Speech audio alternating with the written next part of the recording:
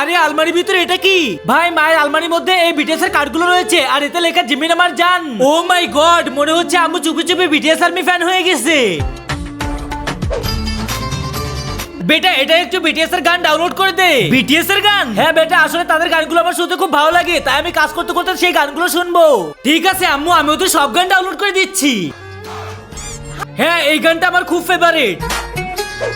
বেটা আমাকে একটু বিটিএস এর সাথে ভিডিও কলে কথা বলিয়ে দে। হে আল্লাহ, যে পবিত্র কোরআনটি দেখার পর ভিডিওতে লাইক করে চ্যানেলটাকে সাবস্ক্রাইব করে দিবে এবং এই ভিডিওটা 10 জনের কাছে শেয়ার করে দিবে, তুমি তার জীবনে সকল পরীক্ষায় তাকে উত্তীর্ণ করে দিও। সকলে কমেন্টে বলি আমিন। আরে মা, ওদের সাথে তো ভিডিও কলে কথা বলা যায় না।